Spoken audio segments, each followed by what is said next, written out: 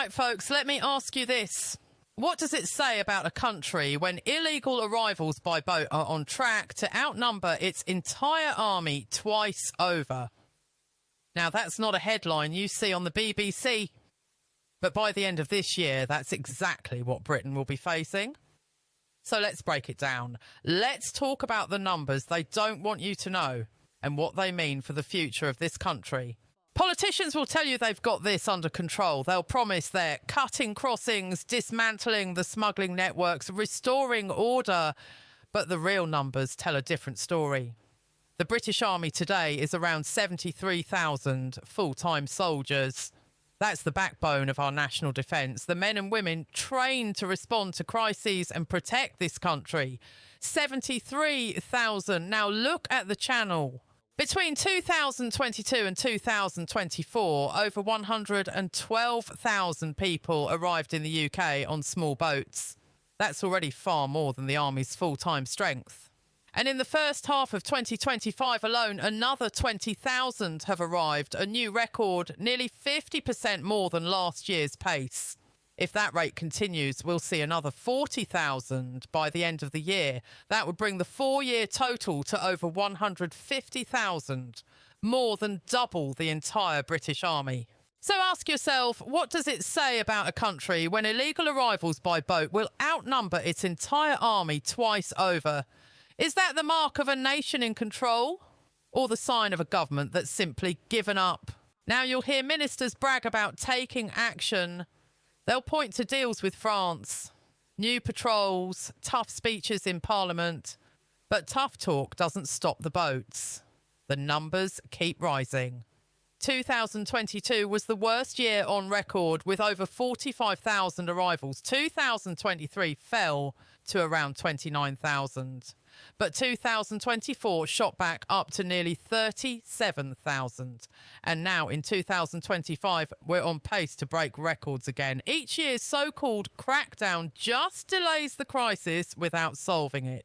And let's be clear, this isn't just about numbers on a spreadsheet. It's about real people and real consequences. The majority fighting aged men, but also women and children risking their lives in overloaded dinghies, paying traffickers thousands for dangerous crossings. The British community is forced to house thousands in hotels, with councils going bankrupt under the cost. Police, NHS services and schools stretched to breaking point, all while government ministers tell us the system is compassionate and fair. But who is it fair to? Because it's not fair to the taxpayer picking up the bill. And it's not fair to genuine refugees stuck in years-long backlogs while smuggling gangs cash in. And let's not ignore who is actually arriving. Because the majority of those crossing in small boats are young men of fighting age. That's not just a demographic detail, it's a question of security. So what happens if and when it all kicks off? If tensions boil over in communities already stretched to breaking point? Who's going to stop it? The army? The same army that's half their size? Because that's the hard truth no one in power wants to talk about. Let's talk about the money. The National Audit Office estimates asylum hotel costs are now over £5 billion a year. That's billions that could go to housing, policing or hospitals, and those costs only grow as more arrivals flood in. This is the price of failure. A system that's lost control and lost the trust of the British public. They promised to take back control. They promised safe and legal routes. They promised to smash the trafficking gangs. But year after year, the boats keep coming. The smugglers keep getting paid and Britain keeps footing the bill. How many times will they promise us? This time we really mean it before we call it what it is. A broken system. Because behind these numbers are towns transformed without consultation.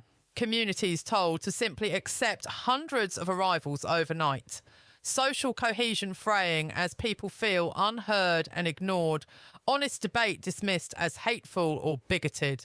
And let's not forget the well-off. The decision makers in Westminster don't feel the consequences. Their neighbourhoods don't change. Their children's schools aren't full. Their GP surgeries aren't overloaded. But they'll lecture the rest of us about compassion from their comfortable distance.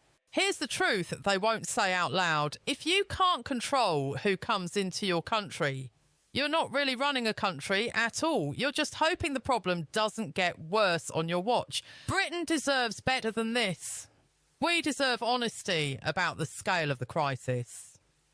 We deserve a real plan, not another press release. And we deserve leaders with the courage to say enough is enough. Because right now the numbers tell their own story, and it's not one of control.